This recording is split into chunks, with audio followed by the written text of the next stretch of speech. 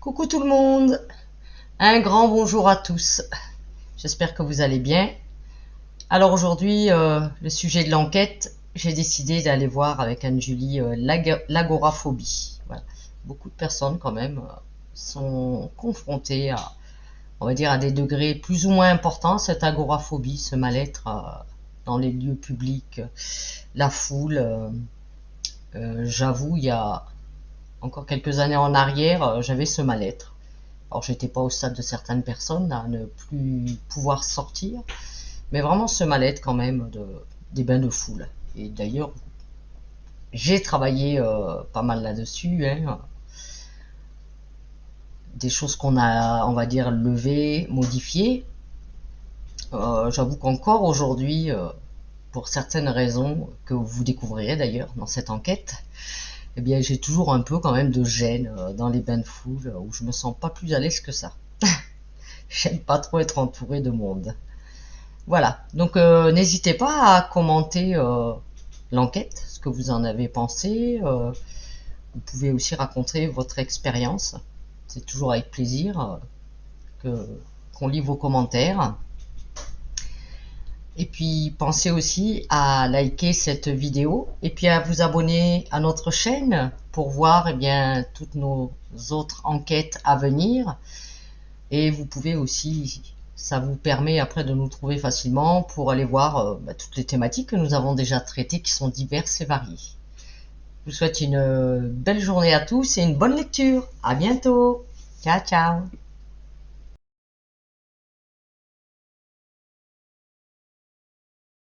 Je compte maintenant de 1 à 3. À mon 3, tu vas aller te connecter sur l'agoraphobie.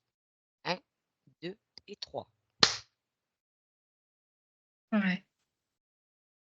Tu as déjà des premières informations. Je vois une jeune femme, en fait, qui est complètement tétanisée. Elle est comme si elle était sortie de chez elle et sur le trottoir. Et en fait, elle voit les gens passer et elle peut plus du tout avancer. Elle est complètement figée et tétanisée par une peur. C'est comme une boule d'angoisse qui est là, qui en fait n'arrive pas du tout à être, gérée, à être, maîtrisée et je vois ça en fait. Je vois cette jeune femme et qui va faire demi-tour et qui va remonter chez elle. Est-ce que cette jeune femme que tu perçois là, est-ce qu'elle a Ouais. toujours été ainsi? Non, pas forcément, non, Non? non. Qu'est-ce qui a déclenché cette agoraphobie dans ce cas spécifique? Je vois, pour elle, elle, je vois plus jeune, hem, je la vois au collège, elle se sent mal dans sa peau, tu vois? C'est la période, hormonale, il y a plein de Mmh. choses qui se passent et je la vois assez renfermée. Il y a un côté déjà très réservé, un peu introverti chez cette jeune femme et elle a du mal à s'intégrer, dans l'école, dans son Mmh. collège et heu et du coup, je vois des enfants qui la chahutent, qui la bousculent, qui se moquent d'elle. Elle vit du harcèlement, cette jeune fille et heu et en fait, les autres, c'est vraiment une agression et c'est Oui, de l'agression, mais c'est aussi une agression dans quelque chose d'émotionnel très profond. C'est-à-dire que l'autre, sans distinction, va devenir une source, de danger d'accord. et Mais du coup, c'est comme ça que ça pourquoi, va on se va dire, développer. elle a quand même quelque part, j'ai l'expression, un fonds de commerce, quand même, parce que déjà elle n'est pas à l'aise. Elle est déjà introvertie. Est-ce que tous les agoraphobes, quelque part, sont des introvertis?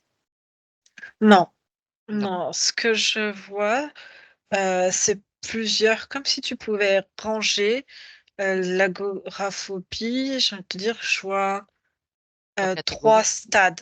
3 Ouais. stades, c'est-à-dire que, on va dire, le cas le plus «léger» entre guillemets, hem, je vois à nouveau j'ai l'impression que ça touche plus les femmes que les hommes. Hem, ouais, majoritairement des femmes que des hommes. Pourquoi des femmes, Heu, déjà? Pourquoi c'est plus facilement les femmes touchées? parce que il y a le côté, sensibilité Plus et exacerbées? oui, plus marqué, même si c'est pas, à 100 dans tous les cas, Mmh. mais par contre, je vois chez l'homme, la pathologie est souvent, taboue. C'est-à-dire que, même si les mentalités changent de la place de l'homme et de la femme dans la société, Mmh. je vois des parents, hem, tu vois, l'homme, il est obligé, tu vois, de faire plus d'études, d'aller travailler et cetera. Donc, les parents forcent à sortir Oui. et ils y vont et la boule un peu au ventre et interdit de se plaindre. Mais il y a des vrais hypersensibles, enfin des vrais aussi agoraphobes et je vois des hommes et qui, ne peuvent plus du tout, sortir de chez eux et c'est pour ça, tu vois, il y a le palier de le premier, ce que je vois, c'est des personnes qui, en fait, n'aiment pas les bains de foule ou quand, il y a commence à y avoir du monde. C'est comme un sentiment d'être mal à l'aise, mais c'est pas au point, hem Au point de pas pouvoir sortir du tout. c'est ça, c'est pas au point, tu vois, de trouver des stratagèmes pour ne pas y aller, d'avoir une anxiété majeure. Hem Ce que je vois de commun, il y a plusieurs facteurs, tu vois, pour ce stade. On va dire ce stade 1. Mmh mh. Hem, je vois des personnes, hommes ou femmes, qui sont pas très grands et du coup, être au milieu, de la foule, c'est comme si tu étais asphyxié. Il y a une notion de taille. Et comme si on t'empêchait de respirer de l'air Mmh. et d'avoir aussi la possibilité de voir loin et de pouvoir en fait, de voir loin, ça permet aussi de voir un peu ton environnement et un peu comme les animaux, tu sais? Oui, de tracer Heu, tu traces ton parcours quand tu peux voir loin déjà. c'est ça et puis tu vois, d'avoir des sorties de secours Mmh. un peu. Et je me reconnais dans ce que tu dis là. Il y a ça et du coup, c'est pas une angoisse majeure, mais c'est comme un malaise d'être, un peu étouffé et c'est un peu ce stade-là, 1.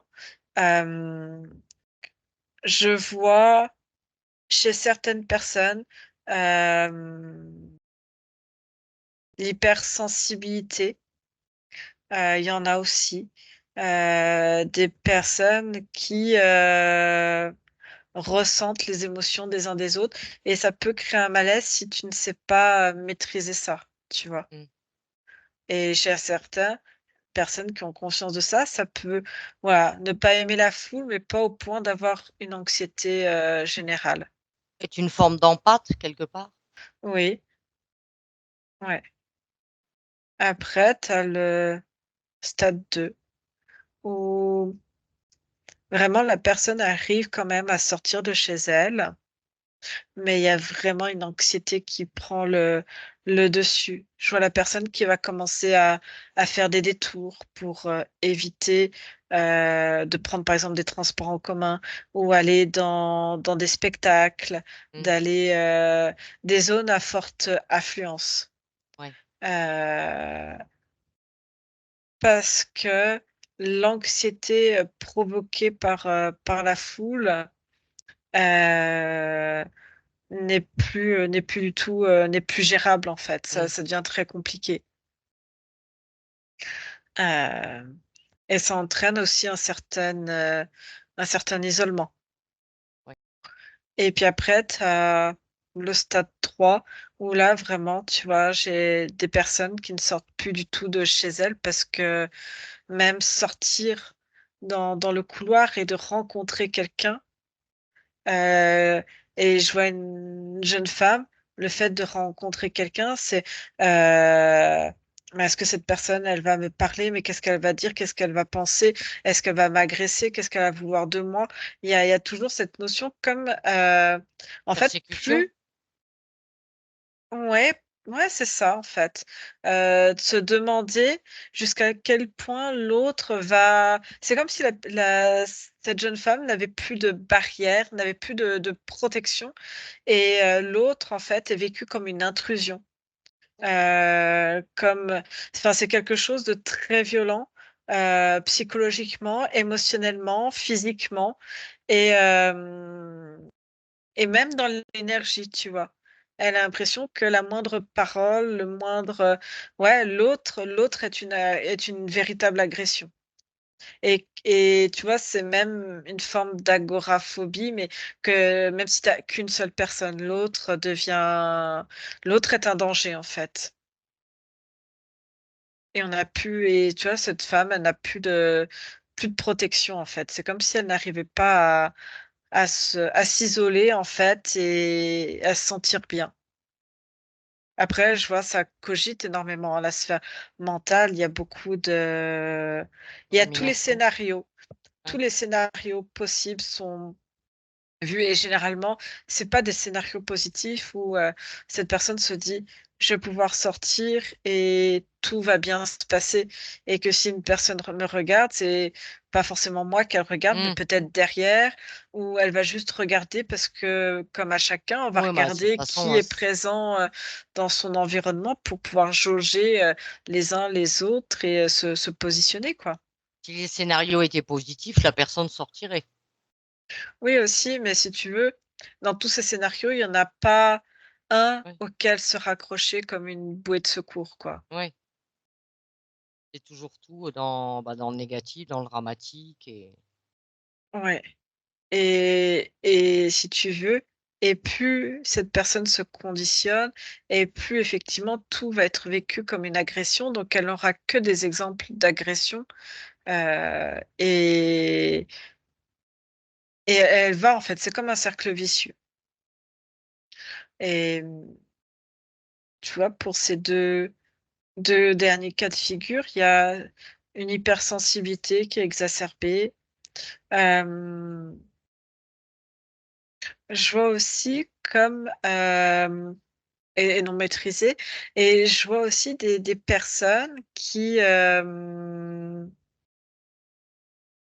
ont un trouble avec leur propre identité, comme s'il y avait quelque chose euh, de pas en phase, de pas aligné. Même le qui suis-je, tu vois, d'accord. n'est pas en place.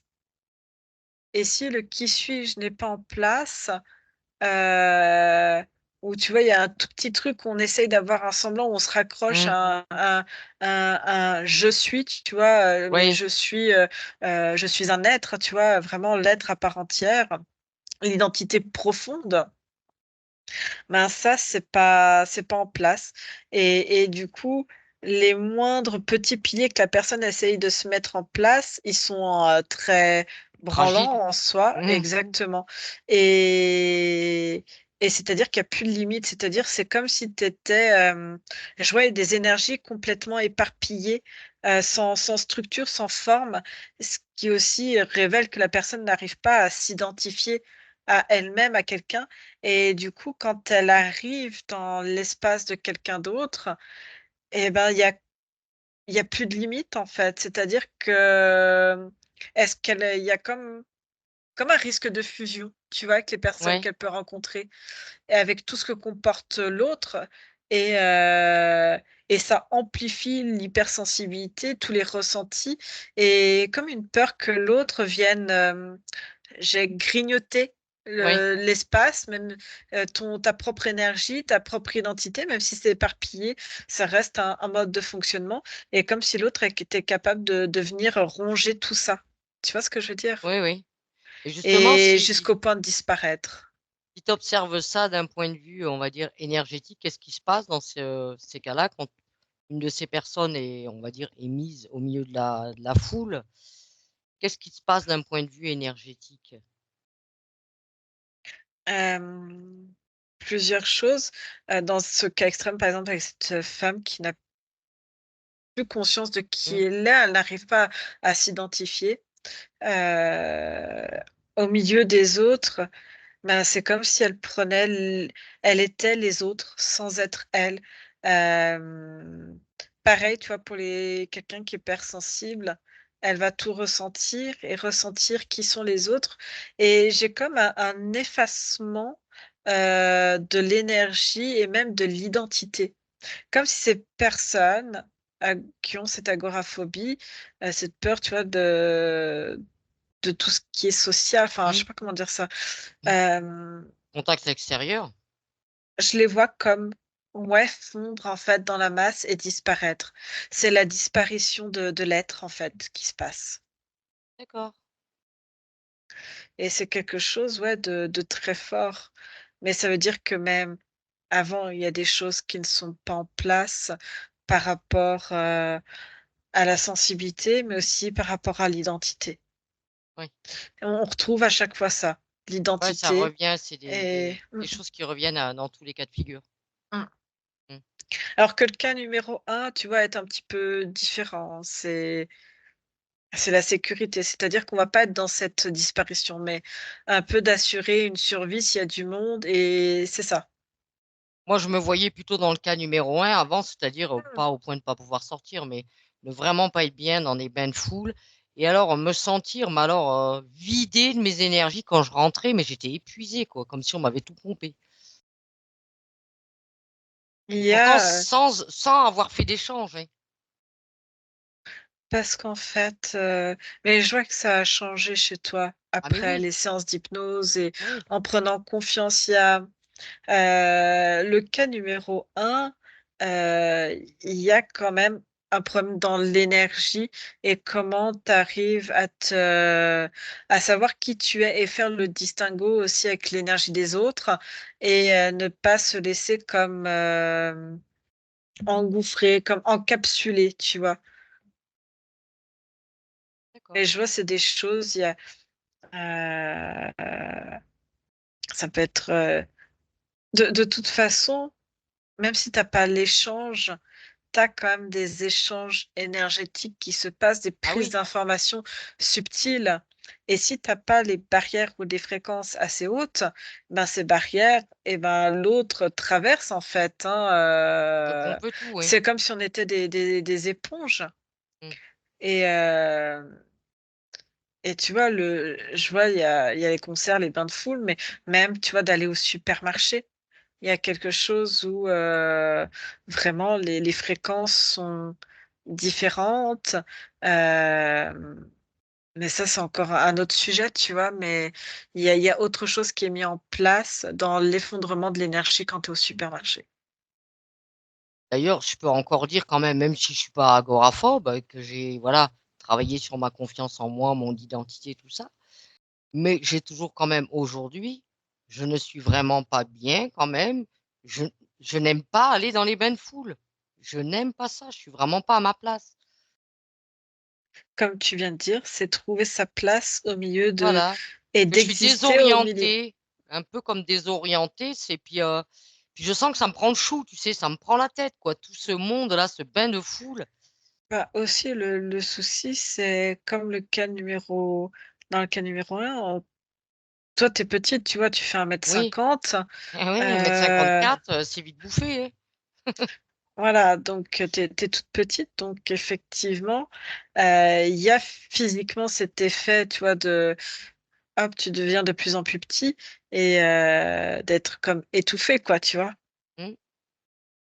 J'aime toujours pas ça, voilà. Ou alors il faut qu'il y ait du monde, mais on ait quand même de tu vois? De l'espace de vide autour de soi, quoi. Ce côté. Après, ce que je vois, c'est que tu aimes pas non plus, à dire le bruit et tout ce que ça fait d'envahissant au Ah niveau, mais oui, de la pollution, auditive. mmh. Ah oui, oui, ça m'épuise, je suis pas bien et je le vis mal, quoi. J'ai aucun plaisir là-dedans, hein. Mais c'est aussi de voilà, comment tu te positionnes toi avec toi et de mettre des limites comme une barrière, en fait, comme un bouclier d'énergie pour ne pas être dans, des échanges au contact, de toucher des Mmh, gens parce que c'est encore plus même si tu échanges pas avec eux verbalement, tu échanges subtilement et même le contact peau à peau est en et même s'il y a les habits par-dessus, enfin, ça mmh. ça transite, ça te voilà. Ah oui, j'aime pas ça. Il y a des matières, tu vois, qui l'énergie, elle est partout, hein, même, tu vois, l'électricité statique, ça veut dire Ah qu'il y a bah bien là, des oui, échanges, hein, entre tout. avec toutes ces matières qu'il y a maintenant là, comme tu dis, ça génère encore plus d'électricité statique. Mais voilà, tu vois, c'est vraiment, je vois vraiment ces 3 stades, mais avec finalement la même peur, en fait, au plus profond, ce que ça vient générer et c'est vraiment, une question d'identité, de sa place et ça peut être lié à des traumas à l'école, mais aussi des traumas, dans l'enfance, ou pendant la conception également. Quelle était la place, de l'enfant? Heu et je vois aussi des programmations ou des choses induites sur, au niveau de l'âme par, par des entités ou des mémoires d'incarnation. Ouais. Oui, parce que, enfin, même moi, j'ai pas souvenir petite d'être comme ça. Ça m'est arrivé plus tard, hein, même, adolescente, ça me dérangeait pas le monde et tout ça, hein. C'est vraiment venu plus tard, hein, Mmh. tardivement. Est-ce que, on va dire les origines quelque part du fait d'être agoraphobe sont vraiment très diverses et variées ou est-ce que quand même Bah, c'est ce que je viens de t'expliquer en fait, ouais, c'est, je vois des personnes qui, ont vécu des harcèlements, scolaires, des personnalités aussi qui peuvent être, introverties, tu vois? Même des enfants qui ont, un mal-être. Tu vois? L'enfant qui n'arrive pas à trouver sa place, qui dit trop rien, qui a tendance à s'enfermer, se mettre à l'écart. Ça peut être des signes, précurseurs, et qu'est-ce qu'on peut faire, admettons, quand on a un enfant comme heu, ça, Julie, comment on peut l'aider quand on commence à pressentir ça chez un enfant? déjà lui redonner, Confiance en voir où il en est, ouais, de la confiance, mais c'est même plus fort que la confiance, comme si la confiance en soi découlait du fait que, l'enfant ou même l'adulte, hein, mmh, sache qui il est et je pense que identité. c'est la base de tout. Ouais, de redonner une identité, de remettre en place le «je suis». Alors, donne, des exemples comment un parent peut aider un Bah, nous, enfant, avec de notre qu'est-ce méthode, c'est ce qu'on fait. oui, C'est ce qu'on fait, de remettre, quand identité, l'identité au cœur de nos séances, c'est ce qu'on fait, en fait. oui, Donc, après, chacun trouve sa méthode, mais nous, c'est ce qu'on propose. Donc, il y a pas besoin après d'aller chercher plus loin. Après, tu peux mettre des parades en place, mais c'est juste coller des pansements, ça ne résout pas le problème, mais oui, il y a déjà remettre donc l'identité. Après, pour certaines personnes, de travailler sur ces je vois, sur ces fréquences énergétiques et de se mettre comme dans un bouclier d'énergie assez forte avec des limites en mettant qu'on est dans sa propre sphère d'énergie mmh, et en interdisant, l'énergie des autres, à entrer quand on sait, mmh, qu'on va dans ce genre d'espace. Parce que sinon, si on le garde tout le temps, ça pourrait couper aussi des liens, des choses comme ça. Mais voilà, se mettre dans cette bulle, hem, je vois pour certaines personnes, selon ce qui vient, perturber, heu, je vois Je vois comme quelqu'un, tu sais, qui mettrait les mains sur son nombril pour protéger ses émotions parce que ça vient vraiment il y a pour certaines l'identité et pour d'autres, personnes, ça vient aussi sur les émotions et le centre des émotions. Moi, je vois vraiment, tu vois, ce fameux nombril et pourquoi pas de tester de le recouvrir avec, une compresse et un pansement, tu vois, par-dessus, Mmh. comme pour protéger et hem refermer, c'est-à-dire être en contact, mais refermer un canal, une ouverture, je sais pas comment te dire, au niveau du nombril et des émotions et ne pas avoir les émotions des autres. Oui, tu peux échanger Hem, sans absorber, quoi. Ça peut être, je vois comme quelqu'un qui utilise, je pense, de l'aromathérapie avec, des pensées positives, une visualisation aussi, ça et qui met un côté olfactif. Ouais. Heu, je vois la une odeur, j'ai l'impression de sentir la lavande parce que c'est elle qui a choisi la lavande Mmh. comme, bah, pour elle, la lavande, c'est se mettre dans une certaine énergie, dans sa bulle d'énergie à elle, où tout va bien se passer et c'est son subterfuge pour, pouvoir, aller, dehors, prendre le métro, aller travailler, aller faire des courses et cetera. Oui, elle se sent bien avec cette lavande, avec cette odeur et Voilà et comme j'en ai une autre, c'est comme si elle avait mélangé, heu, plusieurs parfums. Attends, elle a mélangé, je crois, s'est fait un petit flacon. Il y a quand même une odeur de d'ylang-ylang et elle a mélangé ça, donc quelque chose de très apaisant mmh, et en même temps avec, je crois citron et mandarine, ça sent les agrumes. Citron et mandarine pour avoir un côté, coup de boost, joie et monter ses fréquences, tu vois? d'accord. Ça vient vraiment là-dessus. Heu, je vois une autre personne pour qui ça fonctionne également. Alors, ça isole, des bruits et ça a ses avantages, ses inconvénients. C'est-à-dire que tu t'isoles avec, je vois un casque, je vois une jeune femme qui, se promène et un garçon aussi qui fait ça. Ils se promènent tous les 2 avec un casque. Tu as l'impression qu'ils écoutent de la musique, mais ça leur permet, voilà, d'être dans leur bulle et de pouvoir avancer. C'est-à-dire que c'est la même chose que le système de l'aromathérapie qui va avoir un Mmh. côté olfactif et de ressentir pour les gens qui sont très kinesthésiques. Mais pour des personnes qui, Auditif plus. qui sont auditives exactement, et ben, la musique, ça leur crée en fait ce bouclier et se mettent dans leur bulle. Après effectivement ça tout fonctionne, ça a ses limites, Oui, dans tout et c'est des sparadraps mais ça permet d'avoir un semblant, d'activité ou de pouvoir faire une activité, pour ces personnes-là. oui, puis des fois de pouvoir aussi aller d'un point à un autre, pouvoir s'autoriser à faire certaines choses sans vivre mal le fait de traverser certains espaces, quoi. Ouais, mais tu vois, je vois une jeune femme qui est accompagnée de son mari et qui dit: «Mais viens, on sort, on va aller à tel endroit» et elle commence à avoir une forte angoisse, une forte anxiété et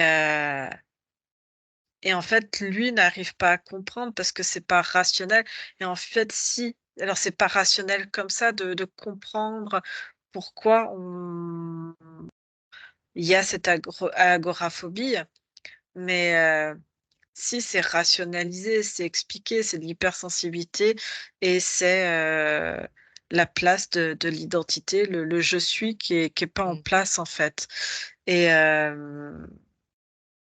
en fait, c'est faux quand quelqu'un dit: «C'est pas rationnel», c'est pas il y a pas de raison. Si, il y a des raisons et elles sont profondes et elles sont explicables et je vois une autre, tu vois, qui utilise, la cohérence cardiaque pour, s'apaiser dès qu'il y a l'angoisse qui monte, tu vois? D'accord. Par des respirations? Mmh. Est-ce qu'il y a beaucoup de personnes qui souffrent de cette agoraphobie, tout stade confondu? J'ai l'impression quand même, de par le fait que comme si l'homme n'avait plus d'espace pour lui, pour se retrouver, dans des activités ou n'importe, Mmh. mais des temps pour lui-même où il peut se recentrer, où il peut se retrouver et comme si l'homme était pressé par le tu vois, métro boulot dodo, Oui, le temps. les enfants et cetera et du coup ça enlève, tout ce stress, toute cette pression, socio-professionnelle, heu, enlevée au fur et à mesure du temps à l'homme pour se retrouver avec lui-même et du coup, enlève petit à petit l'identité. C'est-à-dire qu'il n'y a plus le «je suis», mais voilà, je suis, l'employé de telle boîte et puis, là, je suis le père de famille et puis en fait, il y a pas le, «je suis» tout simplement, Oui, oui. sans autre artifice et les gens se coupent petit à petit de leur essence. Mais c'est ce que je dis quand tu demandes à des personnes: «Dis-moi qui tu es», les personnes vont toujours te relater, bah, qui ils sont, ce qu'ils font dans la vie, leur métier, où ils vivent, leurs activités. Mais ils te parlent pas de leur personnalité. Ils parlent pas de qui ils sont et Oui, de ce qui les fait vibrer parce que moi, tu vois, tu me poserais la question et ben, j'aurais même pas envie de parler, mais c'est comme une respiration lumineuse et presque, de te prendre les mains pour te faire ressentir qui je suis en fait, mmh, au plus profond de moi. Quelque chose qui se passe de mots et c'est pas parce que tu ne dis pas de mots et que tu restes dans le silence que ça veut dire il que se tu passe n'as pas rien. Mmh. qu'il ne se passe rien et que tu as pas notion de qui tu es. Mais qui je suis est tellement profond, tellement grand, tellement rempli à la fois, tu vois, d'amour, heu, de joie, de paix et que tu as juste envie que l'autre puisse, te parler sur cette même fréquence, sur ce qui je suis ou de transmettre et je trouve que malgré les silences, il y a beaucoup de choses qui se passent, qui sont peut-être subtiles, mais si tu as conscience de qui tu es, rien que par quelque chose qui te remplit, c'est juste aussi, il y a pas forcément besoin de mettre, de mots. Oui, de justifier, de mettre des mots, oui. Ouais Je suis assez d'accord avec ça. et tu vois, j'ai l'impression que c'est quelque chose de très apaisant de demander à quelqu'un qui tu es. Et d'être prêt aussi et l'autre, faut qu'il soit prêt à accepter de répondre ou de prendre un temps pour lui, pour se comme une question qu'on se pose à soi-même, mais qui je suis? Ouais, c'est une question que tu peux enfin, il y en a beaucoup, si tu leur poses cette question, mais tu les mets mal à l'aise, quoi. Mmh. Parce que quand, elle va t'énumérer tout ce qu'elle fait dans sa vie et que toi tu vas lui dire: «Non, c'est pas ça». Qui toi tu es? Qu'est-ce qui t'anime? Qu'est-ce qui là, Mais c'est, ça déclenche un mal-être, bien souvent.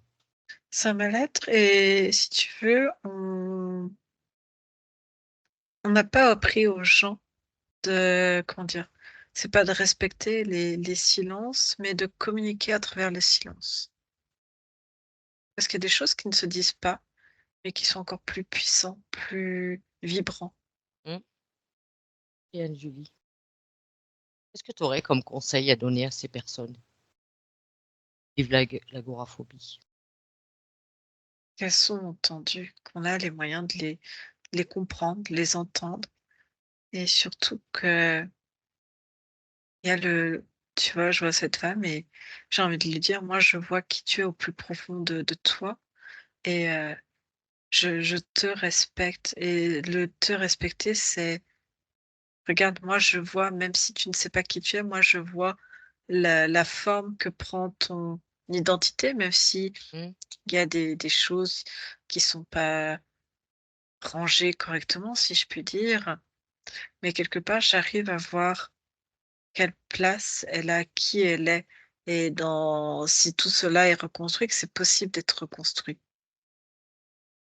Bah, de toute façon, je pense qu'il est possible d'avoir accès à ça, on va dire à l'identité profonde d'une personne, même si elle en a pas connaissance. Bien sûr. Moi, j'ai connu ça avec certaines personnes que elles ont beau avoir tous les problèmes qu'elles ont, tout ça, mais j'arrive pas à l'expliquer, mais je sais qu'il y a une belle personne là au fond, je sais ce qu'il y a. Je sais, je la sens, elle Mmh. la montre pas, elle est cachée, mais tu sais Mmh. qu'elle est là, quelque part. Et que faut un jour trouver la bonne personne à qui faire confiance et voilà pour être accompagné, pour travailler, dessus. Après il y a pas de baguette miracle, c'est aussi, couper. Ça demande aussi un effort que de vouloir changer, de mettre des choses en place pour casser, le mental. Ça va être ça après. Avoir conscience de du qui je suis, qu'il y a des solutions, qu'il y a des choses qui peuvent être mises en place et ensuite de ouais, de couper le mental et toutes les schémas négatifs qui peut, créer comme champ de possibilités. Mais ça se travaille. Ah, il y a toujours une façon, quoi qu'il arrive, un investissement personnel, hein. Il y a toujours on doit être acteur des changements qu'on désire. Il doit y avoir des actions. Est-ce que tu vois autre chose d'intéressant, Julie, concernant Je crois que c'est tout. oui, fait le tour? OK. Alors on te remercie pour toutes ces informations.